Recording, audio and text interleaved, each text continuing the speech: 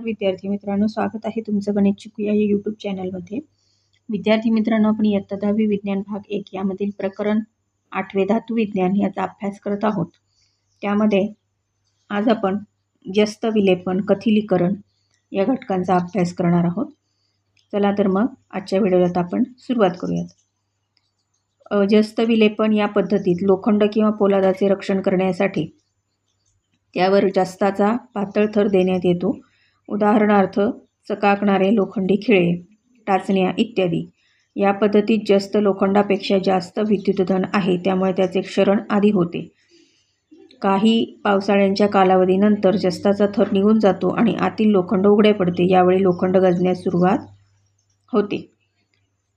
जो प्रश्न विचारलेला लोखंडाचे नवीन पत्रे चमकताना का दिसतात, तर त्याचं उत्तर इथे आपल्याला मिळालेलं आहे।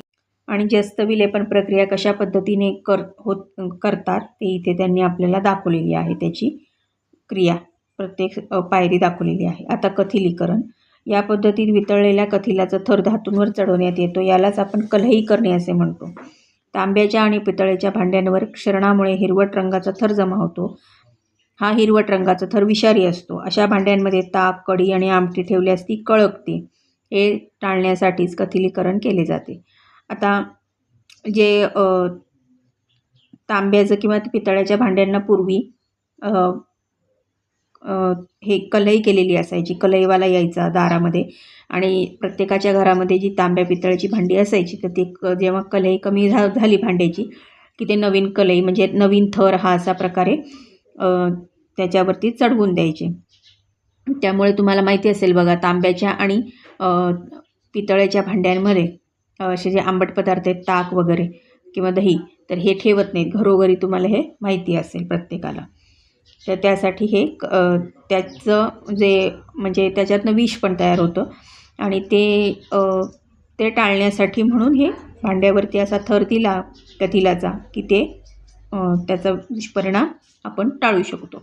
धनाग्रीकरण या पद्धतीत तांबे, ॲल्युमिनियम यासारख्या धातूंवर विद्युत अपघटनाद्वारे त्यांच्या ऑक्साईडचा पातळ मजबूत असा लेप देतात। यासाठी तांबे किंवा ॲल्युमिनियमची वस्तू धनाग्र म्हणून वापरतात। हा ऑक्साईडचा लेप पृष्ठभागावर सर्वत्र एकसारखा असल्याने धातूंचे क्षरण रोखण्यासाठी उपयोगी पडतो। धनाग्रीकरण कशा पद्धतीने करतात हे इथे या आकृतीत आपल्याला दाखवलेलं आहे। उदाहरणार्थ जेव्हा ॲल्युमिनियमचे धनाग्रीकरण करतात, तेव्हा त्यावर तयार झालेल्या ॲल्युमिनियम ऑक्साईडच्या पातळ थरामुळे त्याच्या खालील ॲल्युमिनियमचा ऑक्सिजन आणि पाणी यांच्याशी संपर्क रोखला जातो। यामुळे पुढील ऑक्सिडीकरण रोखले जाते। धनाग्रीकरण करताना ऑक्साईडचा थर अधिक जाड करून हे संरक्षण अधिक वाढवता येते। विद्युत विलेपन या पद्धतीमध्ये विद्युत अपघटनाद्वारे कमी अभिक्रियाशील धातूचा जास्त अभिक्रियाशील धातूवर थर देण्यात येतो। चांदी विलेपित चमचे, सोने विलेपित दागिने हे विद्युत विलेपनाची उदाहरणे आहेत। जे विलेपित म्हणजे त्याच्यावरती थर दिलेला असतो, म्हणजे गोल्ड प्लेटेड, सिल्वर प्लेटेड जे म्हणतो आपण, ते ह्या पद्धतीने केलेलं असतं। ही विलेपन पद्धती या आकृतीत इथे दाखवली आहे। आता संमिश्रीकरण म्हणजे सध्या वापरत असलेले बहुसंख्य धातुरूप पदार्थ हे संमिश्र स्वरूपात असतात। यामागचा महत्त्वाचा हेतू म्हणजे धातूंची क्षरण पावण्याची तीव्रता कमी करणे। एका धातूमध्ये ठराविक प्रमाणात इतर धातू किंवा अधातू मिसळून तयार होणाऱ्या एकजिन्सी मिश्रणास संमिश्र म्हणतात। उदाहरणार्थ ब्रॉन्झ हे 90% तांबे व 10% कथिल यांच्यापासून तयार केलेले संमिश्र आहे। ब्रॉन्झचे पुतळे उन्हा पावसातही चांगले राहतात। हवा पाण्याने डाग न पडणारे व न गंजणारे स्टील हे 74% लोह, 18% क्रोमियम व 8% कार्बन यांच्यापासून तयार केलेले संमिश्र आहे। याचप्रमाणे आजकाल नाणी बनवण्यासाठी विशिष्ट प्रकारची संमिश्र तयार केली जातात। तर ही इथे विविध नाणी तुम्हाला दिसत आहेत। तर विद्यार्थी मित्रांनो, यामध्ये आता इथे पुढे त्यांनी काय सांगितले माहिती आहे का तुम्हाला? संमिश्रामध्ये एक धातू जेव्हा पारा हा असतो तेव्हा त्यास पारद संमिश्र ॲमॅल्गम असे म्हणतात।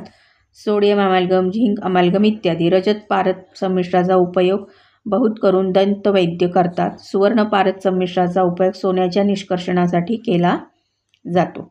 आता विद्यार्थी मित्रांनो, अशा प्रकारे आपला जो धडा आहे प्रकरण 8 धातू विज्ञान हे आपण इथे अशा पद्धतीने त्याच्यातली प्रश्नांसहित पूर्ण केलेलं आहे।